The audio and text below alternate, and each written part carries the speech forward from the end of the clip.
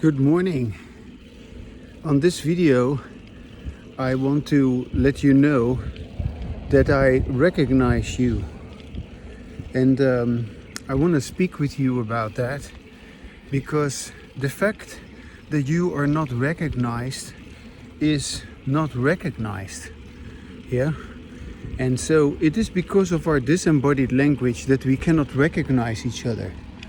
So everybody in one way or another seeks to be recognized, but we can't recognize each other with our usual disembodied language in which we do not listen to ourselves. So we keep forcing other people actually to recognize us because that's actually what happens in disembodied language. Good morning. We can only recognize each other in embodied language. And yes, there is more needed than just saying hello. There's more needed than just one instance. Yeah, to have embodied language is not a matter of, one occasion. One has embodied language if one has embodied language, one changes one's life. Let's just put it this way. Yeah, it makes no sense to have a moment of embodied language. As a matter of fact, it is really disturbing to have a moment of embodied language and then to not have it. And so because we want to have it and we don't want to miss it. We don't want to lose it. We don't want to be without it. And so we cannot recognize each other without embodied language. So do you see me? Do you hear me? Yeah. I'm talking with you. You may not realize this immediately because I am usually just saying that I'm talking with myself. But of course, when I'm talking with myself, I am talking with you. Yeah? The only way for me to talk with you, or for anyone for that matter, the only way for anyone to talk with somebody else is to talk with yourself. And unless we talk with ourselves, we are never really talking with each other.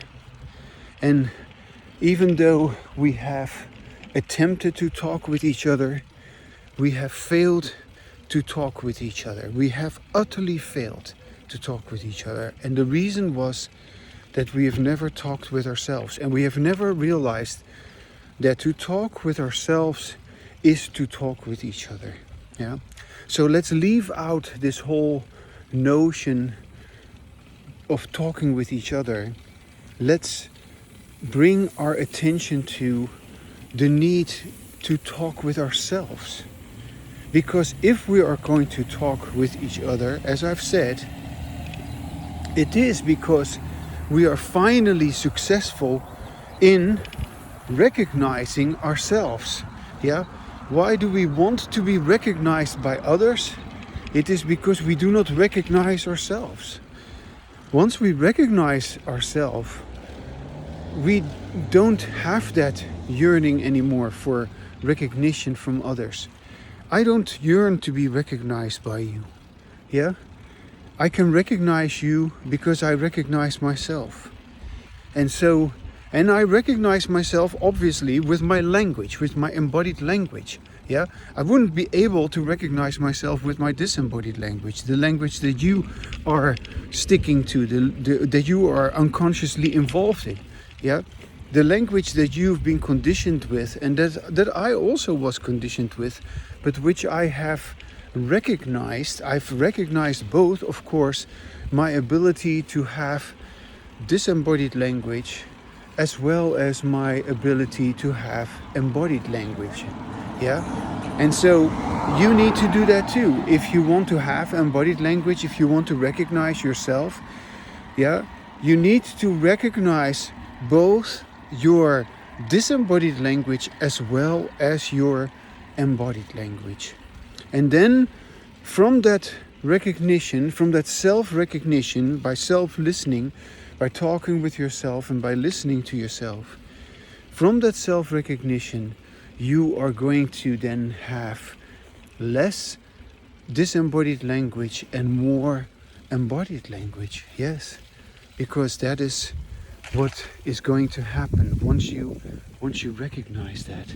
Yeah, once you recognize the difference between your disembodied language and your embodied language, you will naturally want to have embodied language, and you will naturally try to have less disembodied language. And although of course trying doesn't work, trying doesn't work, it's to have less embodied language is not a matter of trying to have less of it. To have embodied language is not a matter of trying to have more of it. No, it's all about recognizing. It's all about recognizing that you can have embodied language.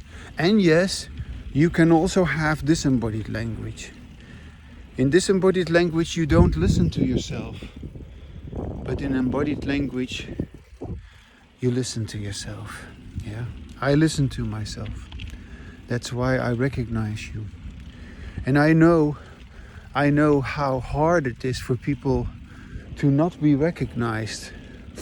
Because, people, they have all kinds of pretensions about that they are who they are, and that they don't care about other people, or that they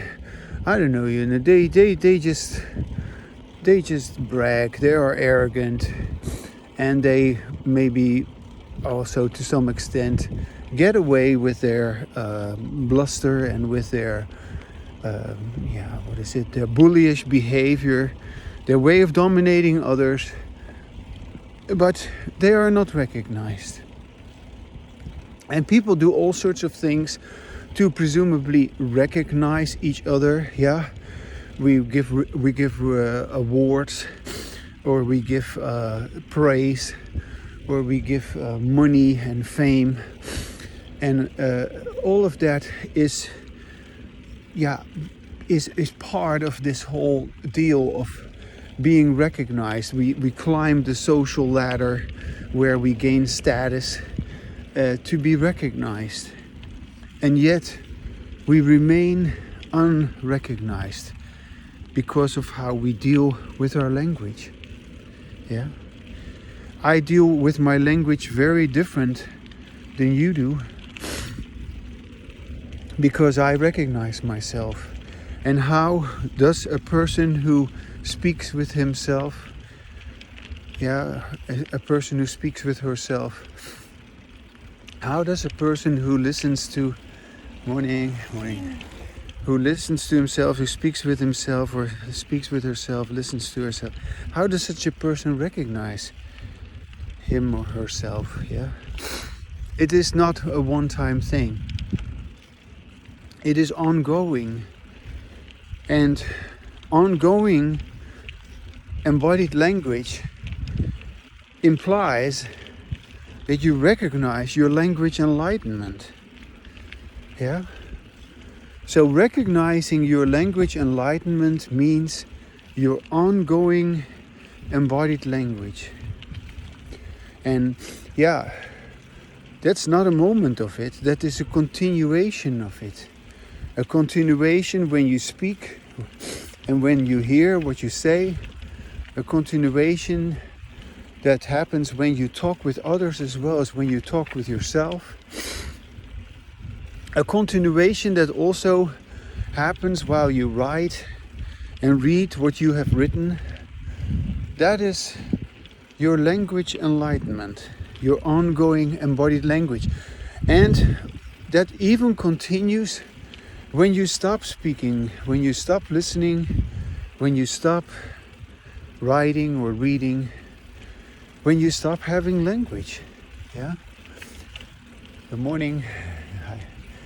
As a matter of fact, your language enlightenment, it fully blossoms when you are without language, when you have said what you have wanted to say, when you have used your language correctly.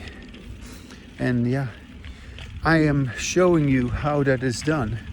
Yeah, because good morning. Because I listen to myself while I speak. Yeah. And yeah, I have ongoing embodied language. And I speak to you with my language enlightenment. Yeah. So I recognize you. You have this too. Yeah. That is what it is to speak from this awareness, or from this good morning, from this ability, because it is also a skill. Yeah, it is a skill that you can develop, that you can learn. And the learning of that skill occurs by talking out loud with yourself, by listening to yourself. And you will discover it. You will stumble upon it. You will notice how good it feels to talk with yourself. Yeah. You will feel how different it is from your usual way of dealing with language. And you will feel immediately benefited. You will feel immediately enriched, nourished, yeah, energized. Morning. And so, yeah, I show you how to do that. That is what I am capable of, what I have become capable of. I wasn't always capable of this. I myself was very uncertain about this. I once had a glimpse of this and had all sorts of trouble trying to figure out what this is. Trouble that you, in my opinion, do not need to go through, because it has already been charted. It has already been stated. It has already been explored. And so if you listen to my videos, you will get exactly all the information that pertains to how to have embodied language and how to recognize yourself. Yeah. So, you know, one of the dilemmas that I, of course, was having before with when I for the first time discovered my embodied language, it was that I wanted others to have embodied language, and in wanting others to recognize themselves in their own embodied language, I kept losing touch with my own embodied language. So I gave up on this tendency that I had to want to let you know how to have embodied language. And yes, this video, yeah, is not me telling you how to have embodied language. It is really still me telling myself how to have embodied language. And I've been doing this all along. And but now, you know, they've said, perhaps maybe you've heard that the best way to learn something is to teach it to others. Well, the best way to learn something is to stop teaching others and to teach it to yourself. Yeah. But in any case, you can learn from me because I have taught it to myself. And you can hear that. Yeah. And so I recognize you because I recognize myself. And you can hear in me how I do that. Yeah. You can hear in me how anyone who recognizes him or herself would do that. So I still hope that you are going to do it, even though you haven't, even though, yeah, the world is going to hell in a handbasket, yeah, because we all know how the world turns and how everybody is wanting something from other people without being able to give it to themselves. Yeah.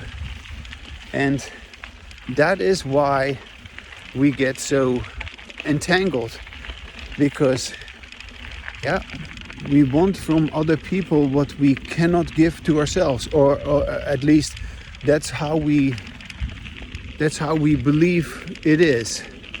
We believe we need it from others.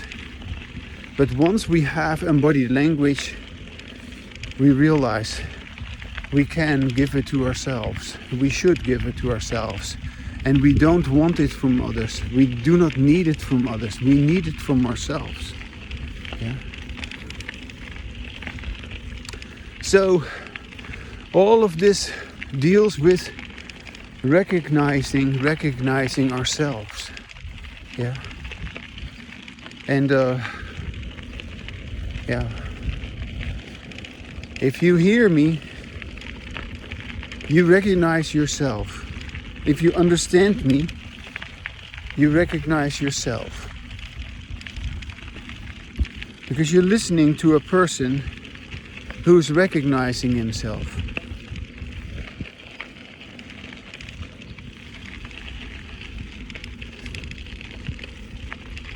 I'm going to walk a little bit.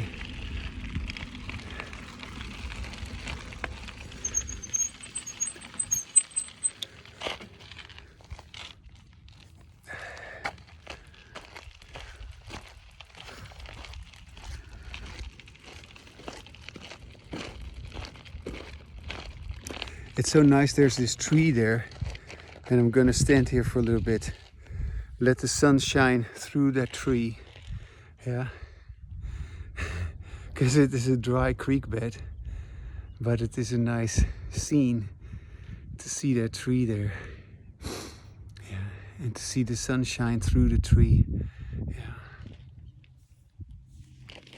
Yeah.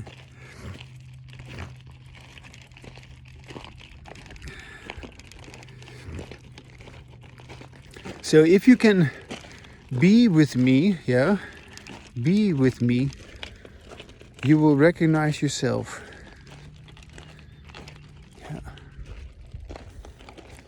I once wrote a poem a long time ago. I'm reminded of that poem.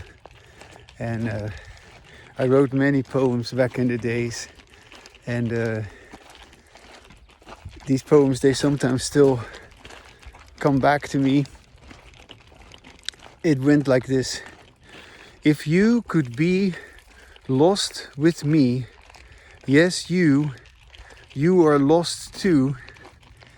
If we could sit and truly admit that we were lost, where would we be? No more you, no more me. If we were lost, we would be free.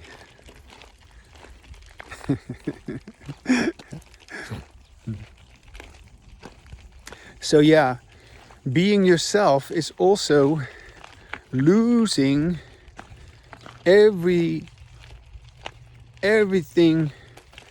that you believe to be.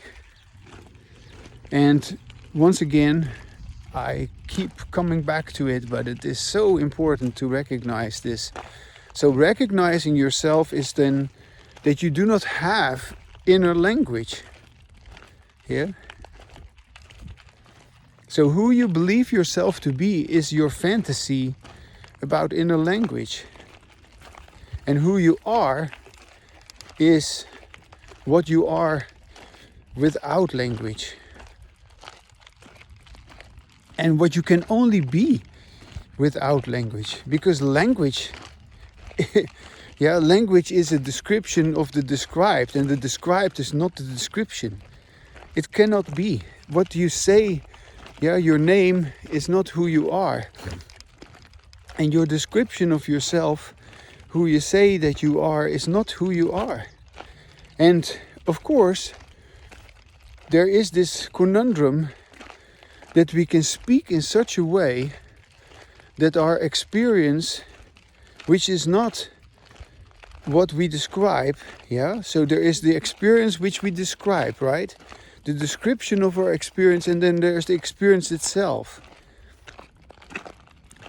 But the conundrum is that in embodied language, the description doesn't disturb what is described. So it accurately expresses what is described. That doesn't mean that it is the same. No, it is still the description of the described. But it doesn't bother us because it is the correct use of our language. We describe our experience correctly. Yeah? And again, the correct description of our experience is also the recognition that words do not describe what the words are not the same as what these words describe. So in disembodied language, we get carried away by the description of our experience, and consequently what we describe is disturbing our experience continuously. It distorts our experience. It disconnects us from our experience. And so recognizing that language is never what the language describes. Never. So it goes together with the fact that language is overt. Language is outside of our skin. Yeah? Language is on that paper in front of you. Yeah? You read it or you see it on the screen. That's where the language is. You write it and it's on that paper. You type it, it's on that screen. You say it and you hear it. It is overt. It is outside of your skin. There's no inner voice. There is no inner language. You cannot listen to an inner voice. You cannot pay attention to thoughts or to a mind, to inner language. There is no inner language. That's all just fantasy created by the fact that we have been used to a way of talking in which we were not listening to ourselves. So although we talk, although language is overt, language is never covert. Language is never inside of us. There is no mind inside of us. Language has, disembodied language has fabricated this fantasy of a mind. But embodied language completely not transcends that mind. No, there's no need to transcend the mind. There is no mind. In embodied language, language is perceived as overt, which means that who we are without language, who we are inside our body, within our skin, is always without language. And therefore, it has nothing to do with any belief. This can be all just reasoned out. And you should. Once you recognize it, you could. Once you tell yourself what's going on, you will. Because it is inevitable that you will recognize what I'm saying. Because it is the reality. The reality of how we have used language.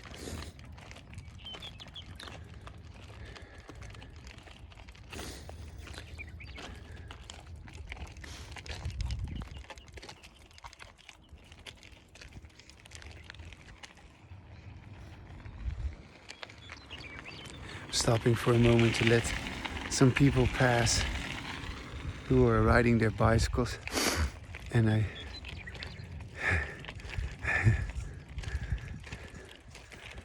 they're not racing by. They're kind of pleasantly enjoying their ride.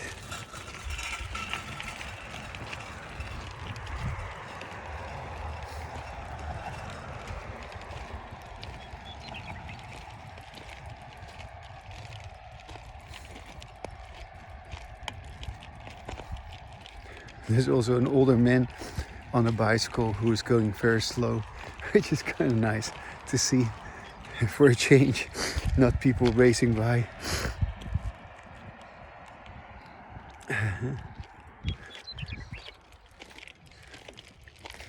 So I like to bring again into this video my ability to recognize you.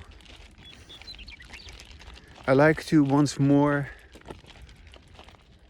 say how important it is to be recognized by yourself,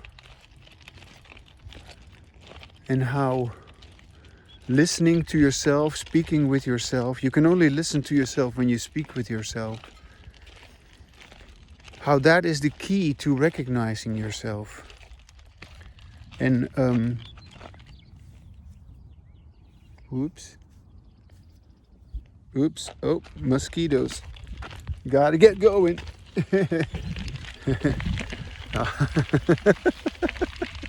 I don't know, I suddenly felt something.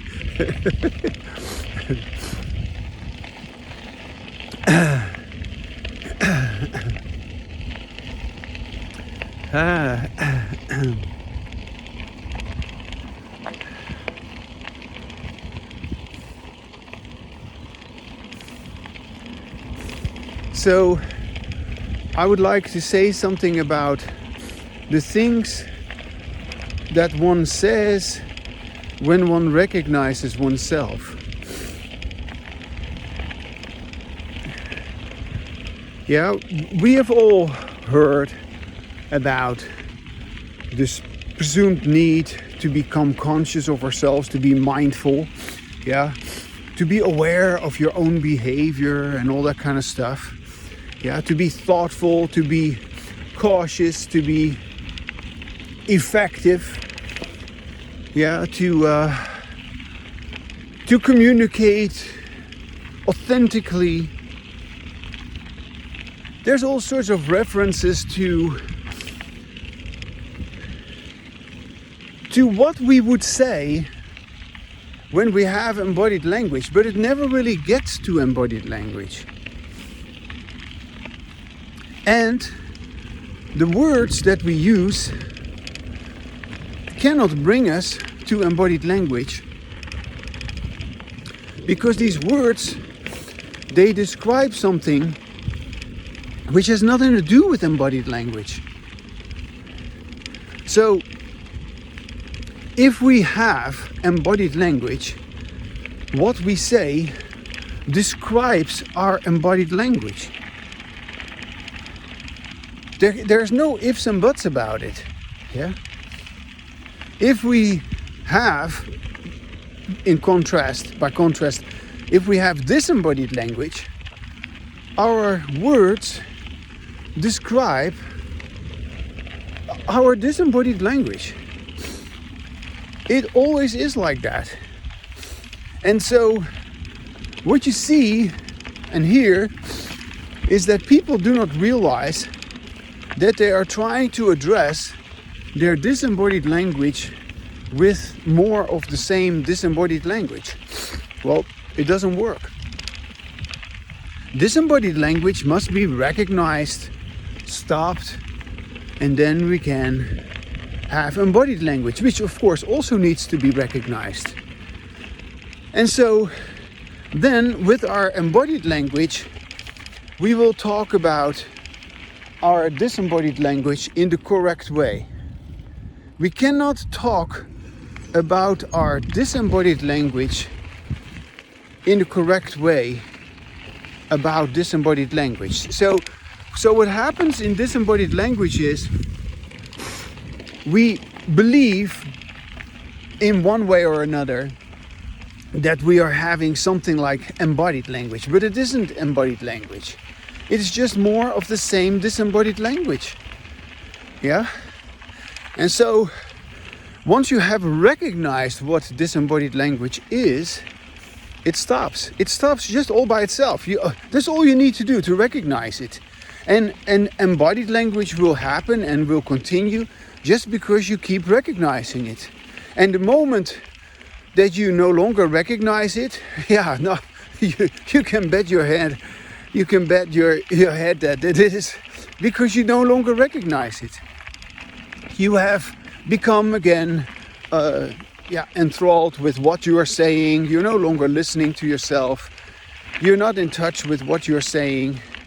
Your language has begun to disturb your experience. There's conflict between what you say and how you say it. There's conflict between your so-called imaginary thoughts and what you feel. Yeah. And of course there is conflict because what you feel is oftentimes real,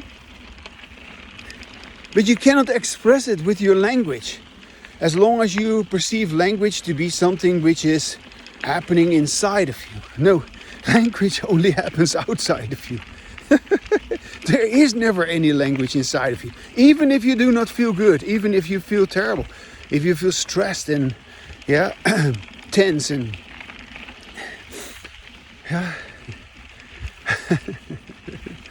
no. So the things you talk about matter as much as how you speak. And they go together. You cannot say what you want to say as long as you have disembodied language, because you're not listening to yourself. But in embodied language, you will find the right words. You will be able to speak in your way about what embodied language is to you. You can recognize yourself because you recognize your embodied language. So recognizing yourself is recognizing your ongoing embodied language is your language enlightenment. So, and that is that you're always internally, we call that internally. There is no language ever internally. There's no language inside of us, never. And that's how we ought to talk about language. But we don't. We always say, oh, I'm thinking this, I'm thinking, and she was saying that, but I don't believe with such thoughts. No, we are not disagreeing about our thoughts, about what we are thinking. We're disagreeing about what we're saying. We're disagreeing about what is being heard and what is being said. We're disagreeing about what is verbally expressed in writing and what is read. And that's why there is such a thing as cancel culture. Yeah, it's not about what people think, and it's also not about changing the minds and hearts of people. No, it is about changing the language, always. Yeah, always. It's always about changing the language, which is again another haphazard, stupid attempt at addressing our disembodied language. Because presumably, why does any idealistic person wants to change the language? Yeah, endlessly moving the goalpost, so to speak, or endlessly redefining everything. Why can we never be on the same page with our language, that something is just what we say it is? Well, there is all this unknown confusion and distraction occurring in our language that we have never paid attention to because we haven't listened to ourselves while we speak. And all this stuff will come on the table, will become apparent when we begin to speak and listen to ourselves, when we begin to have embodied language. So yeah, it is going to happen, and then once we have recognized the difference between disembodied language and embodied language, we can recognize very clearly that in disembodied language, we're always trying to change our language. We are basically acting our language. We're fabricating our language. We are trying to say something important, trying to say something impressive, trying to say something meaningful, trying to say something that has impact, trying to say something that makes a difference, trying to make our voices heard, trying to stand up for what we believe in, and all that kind of stuff. Yeah? But in embodied language, we do not do that. In embodied language, look, I'm just riding my bicycle here. I'm having this whole conversation by myself. and it's just beautiful because it is so clear how recognizing the difference between disembodied language and embodied language is really where it's at. Yeah? And so in embodied language, we recognize that our correct use of language is not about us coercively, forcefully, unnaturally, hurriedly, yeah, because there's also always hurry, there's always a lack of time, and we never take time to speak, to listen, yeah. In embodied language, we take our time. We can use our language in the way we want to, and we do use our language in the way we want to because we hear ourselves. So the sound which we produce in our embodied language makes it possible for us to speak words, to speak meaning which we otherwise wouldn't be able to get to, because the sound that we have in disembodied language, it is just not allowing that to happen. It's the sound of our irritation.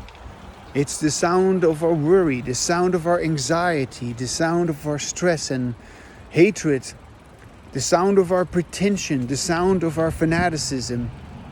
Yeah? That is the sound of disembodied language. The sound nobody wants to listen to also, including we ourselves. Whereas in embodied language, we have this sound. Yeah? This sound which we immediately recognize as the sound of our well-being. Yeah. The sound of our wholeness. The sound of being enlightened. Yeah. And we continue with it. We are not doing this once in a while. No, we continue with this for the rest of our lives. Yeah, because we have found something better than the disembodied language. We've recognized that disembodied language has been mankind's they call it the human condition, but it is of course true that disembodied language, which is a reference to the group behavior that we as human beings have always been used to and conditioned by, that group behavior in which we conform and we always define ourselves in terms of how others view us, we define ourselves in terms of whether we feel recognized by others. In embodied language, we become individuals. We step away from the group. And who we are is defined by our own language, which is really truly our own language. This is my own language. I own this language. This is mine. I have acquired that language. I can speak like this. And regardless of what anybody says, whether they believe it or not, whether they recognize it or not, I recognize it. And my ability to recognize it, it does not depend on anyone.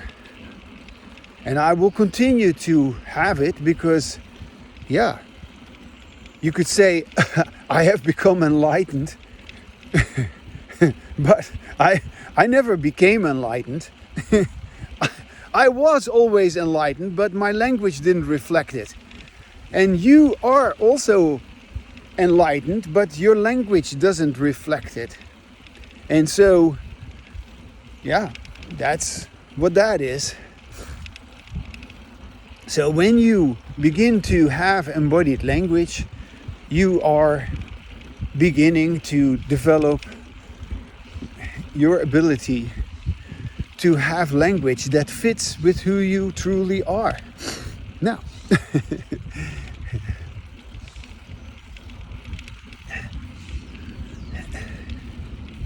and it's all on your terms, yeah? Not on anybody else's terms. You recognize what works for you. You recognize what is your embodied language. And no, there is no reference to anybody else who supposedly has to approve of it, or who is going to be changed by it. Also, that is, of course, was my dilemma. Yeah, that I believed everybody was going to be changed by it and should be. Well, you will be if you acquire your own. Yeah, but that's none of my business, in the sense that I will continue to have my own, and that's what I have learned to stay with. Yeah. So, morning.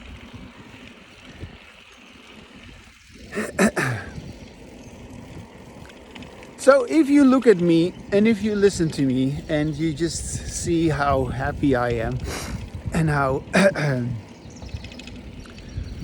how simple it is, and yet how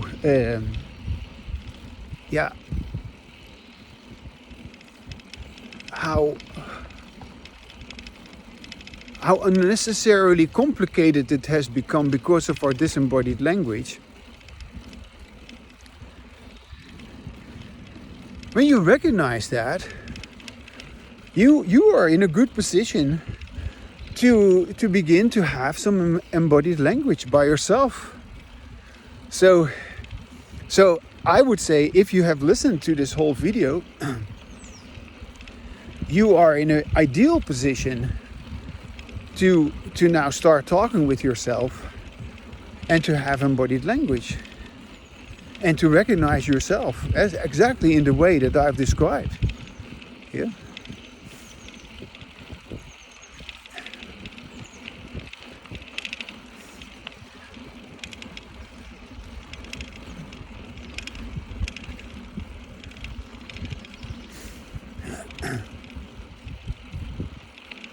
And that's what is needed if you want to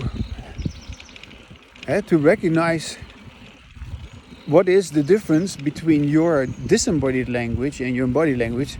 If you start out with embodied language, yeah, you do not start out with your disembodied language. Your disembodied language is a drag. Yeah, you don't want to hear your disembodied language, I know. And you don't want to be stuck with your disembodied language. You already feel stuck with it anyway. And all you ever do is try to distract yourself from it so that you do not feel so bothered by it. That's what everybody does. But obviously that doesn't develop your ability to have embodied language. No, because it is a basic pattern of avoidance. Yeah, but you're avoiding something that needs your attention. And how are you going to pay attention to what you are avoiding? Yeah? How are you going to pay attention to something you don't want to pay attention to? Because that's That's what your disembodied language is. Your disembodied language is something you don't want to pay attention to. Yeah? So, if you've listened to me, a person who's recognizing himself, perhaps, yeah, it kind of rubs off a little bit on you that you can do this too, and you don't need to be stuck with your disembodied language. As a matter of fact, you can immediately, without any effort, without any exercise, without reading any book, yeah, you can immediately listen to yourself and say to yourself, wow, it is true. I can have embodied language just like that, without any preconceived idea about it, without any kind of rehearsal, without any practice. It's not a practice. It's not a practice. It's not an effort. It's not. No. You can immediately have it. And if you are going to have it, it will always be like that. It will always be immediate. It will be an immediate, complete change. Yeah, from where you were with your disembodied language stops, and then all of a sudden you have embodied language, just like that. So what I'm saying is that recognizing the difference between disembodied language and embodied language is of course easier if you can immediately allow for that switch to occur. Because now you are looking at your disembodied language, your history of conditioning with disembodied language, you're looking at that or you're listening to that, but you are having embodied language. Yeah, so you describe again your disembodied language with your embodied language. And that's doable. That is, yeah. And now you can begin to put things together in a coherent way. Yeah, you don't need to go back and forth between your disembodied language and your embodied language. No, you can actually keep going with your embodied language, and then your disembodied language, it will just dissolve because there's nobody supporting it anymore. And so, yeah, if you listen carefully to what I'm saying, yeah, you might want to give it a try.